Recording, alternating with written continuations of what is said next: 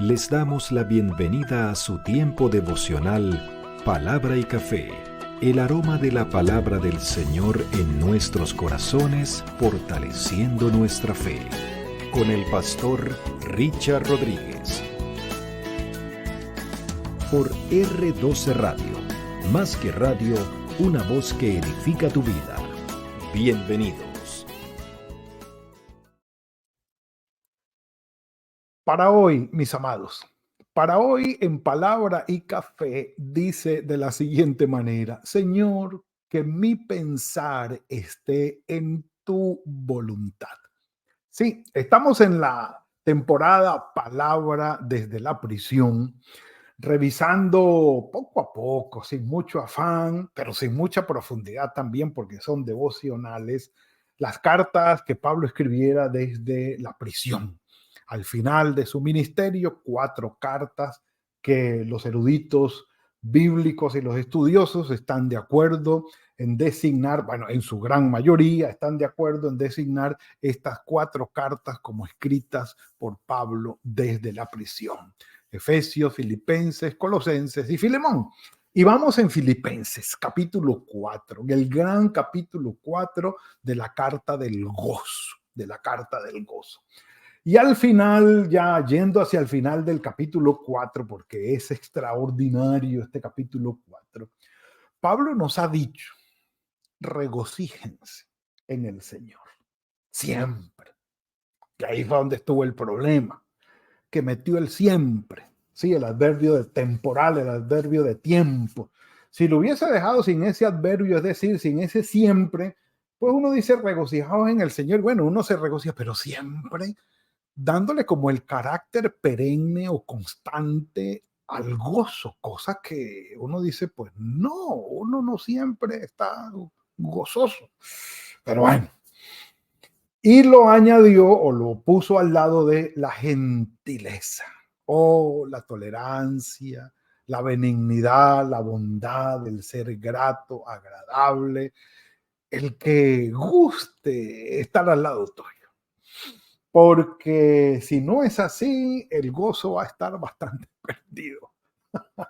Va a estar bastante perdido ese gozo. Pero bueno, el gozo perenne en el Señor va de la mano con la gentileza, y después dice: no se angustien por nada, estando por supuesto de acuerdo en los 2 temas, está de acuerdo con el Señor. Y el Señor Jesucristo lo dijo de la siguiente manera: en el mundo tendréis aflicción, pero confiad, yo he vencido al mundo. Mi paso dejo, mi paso doy. El gozo mío se los dejo a ustedes también. La paz, el gozo, la bendición del Señor, sí, pero sin estar exentos del sufrimiento. Como quien dice, ustedes van a estar en medio de la tormenta, pero tranquilos, yo voy en la barca con ustedes. Dicho esto, ¡ja!, llega el primero. Sí, señor, un café por eso. Entonces, Pablo empieza a decir: no se angustien, sino que oren. Es decir, el antídoto, y lo repetimos con todo el corazón, el antídoto para la angustia y la preocupación o la mente dividida por tanta cosa que se nos mete a la cabeza cuando estamos preocupados y angustiados, el antídoto es la oración. En vez de preocuparnos, en vez de quedarnos pensando allí en lo malo, en lo que va a suceder, en la preocupación, en el problema, sin traer ninguna solución, en vez de eso, oremos. La respuesta inmediata del Señor será la paz que sobrepasa todo entendimiento, que guardará los corazones y los pensamientos en Cristo Jesús. Y recuerdo que un muy buen querido hermano para mí, Luis Edgar Orozco, decía que el versículo 8 debería ir antes que el 6. Debería estar allí. Y bueno, tiene mucha razón Luis Edgar al hacer esto, al decir esto. Lo recuerdo claramente que él discutía mucho el orden de esos versículos por los temas que trae. Era un ejecutivo que daba sus conferencias de trabajo en equipo, de pensamientos positivos también, obviamente basados en la palabra del Señor, y consideraba mucho este texto. Ahora, Lo que pasa Pablo a decir ahora, dice, por lo demás, hermanos, y enumera 8 virtudes que han sido calificadas como virtudes para nosotros pensar en ello.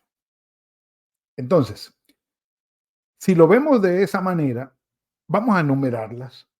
Todo lo que es verdadero, número 1, honesto, 2, justo, 3, puro, 4, amable, 5, lo que es de buen nombre, 6, si algo virtuoso, 7, si algo digno de alabanza, 8, en esto pensar.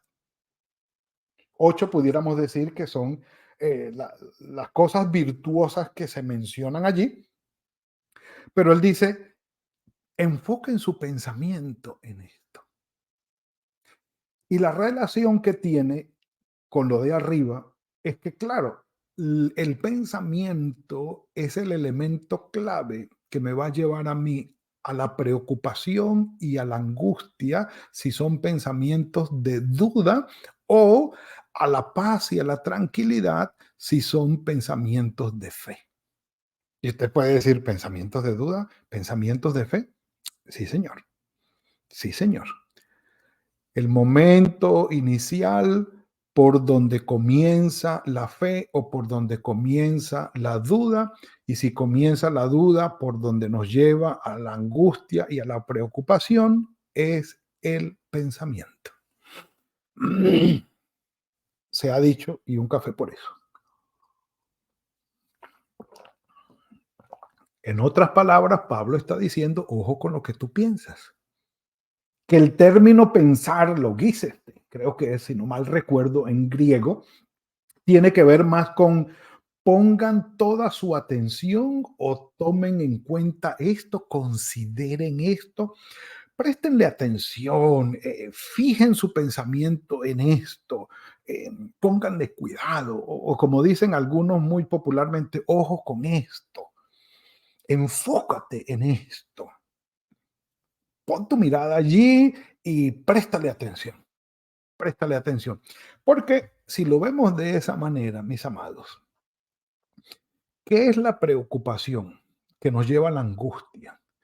Un pensamiento enfocado en un problema que no se resuelve y que da vueltas y vueltas y con el pensamiento se proyecta ese problema no resuelto a un problema más grande que tiene otros resultados y como no le encontramos resolución, nos da miedo a lo que estamos pensando que va a llegar o lo que estamos proyectando que va a suceder y eso nos afecta las emociones, afecta nuestro cuerpo, afecta nuestro sentir, afecta nuestro sistema cardíaco, nuestro sistema sanguíneo y empezamos a sufrir por los pensamientos de imaginación que nos llevan a preocupación y nos llevan a angustia y si nosotros persistimos en ese tipo de pensamientos, va a llegar un momento que no vamos a soportar y si se prolonga día tras día, vamos a caer o en amargura o en depresión o en profunda tristeza, como quieran llamarlo.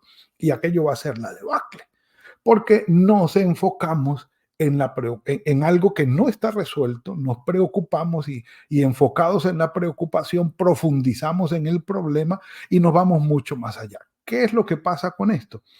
Que eso no es verdad. ¿Por qué? Porque la preocupación son los pensamientos en los que nosotros nos enfocamos de cosas que el 90% de ellas no van a ocurrir y no ocurren. Y cuando vemos que no han ocurrido, nos preocupamos en vano y nos alteramos en vano. ¿Tenemos tiempo? Sí. Siempre cuento esta anécdota porque me encanta. Tendría Lina María por ahí unos 6 o 7 años.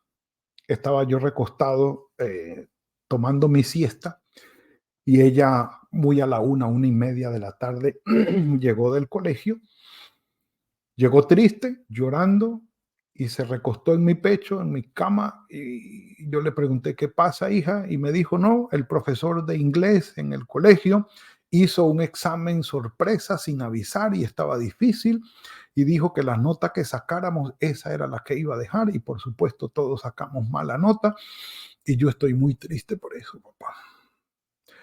Y yo le dije a ella solamente eso: tranquila, mi amor, yo mañana voy y hablo con el profesor. Eso fue lo único que yo le dije a ella y ella se quedó allí en mi pecho.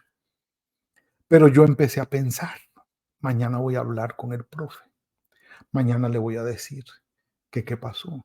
Y si él me responde tal cosa, entonces yo le voy a responder otra. Y entonces empecé yo a imaginarme la escena que iba a tener mañana con el profesor discutiendo, y ya yo me vi en la película discutiendo realmente con el profesor. Y Lina se volteó y, como tenía su cabecita en mi pecho, me dijo: papi, se te aceleró el corazón. Y yo le dije: sí, mi amor. Y yo dije: esos son mis pensamientos. Al otro día, Lina volvió del colegio y me dijo: papi, el profesor nos dijo que disculpáramos el examen, que ese examen no valía, que estudiáramos tales y tales, tales temas, que íbamos a repetir el examen, y llegó toda feliz. Yo no fui al colegio, no hablé con el profesor, pero ese mediodía y esa tarde la pasé con ese tema en el corazón, preocupado y angustiado por cosas que no sucedieron y que, por supuesto, alteraron mi cuerpo, mi sistema cardiovascular. Esas son las preocupaciones cuando nosotros enfocamos nuestros pensamientos en lo que no es verdad, en lo que no va a suceder, en la angustia y en la preocupación. Un cafecito por eso. Por eso dice Pablo que en vez de andar con esos pensamientos preocupantes y angustiantes, que oremos. Ahora, dice Pablo aquí que está hablando de 8 virtudes: lo que es verdadero, lo honesto, lo justo, lo que es amable. Tenemos que decir algo. ¿Cuál es la base para definir qué es lo que es verdadero? ¿Cuál es la base para definir qué es lo que es justo? ¿Sí? ¿Qué es lo que nos ayuda, o quién o de dónde vamos a tomar los criterios o el canon o las reglas para aplicárselo a determinado acto o a determinada cosa o persona o idea o doctrina o comportamiento para decir es verdadero, es justo, es amable, es algo digno en qué pensar? Pues déjenme decirle: la palabra del Señor. La palabra de nuestro Señor, la Biblia, es la base. Sobre todo el Nuevo Testamento es la base para nosotros determinar qué es verdadero, honesto, justo, puro, amable, si algo tiene buen nombre. El criterio no es la moda. No porque es que está de moda, no. El criterio no es: no, es que todos piensan así. No, no, señor.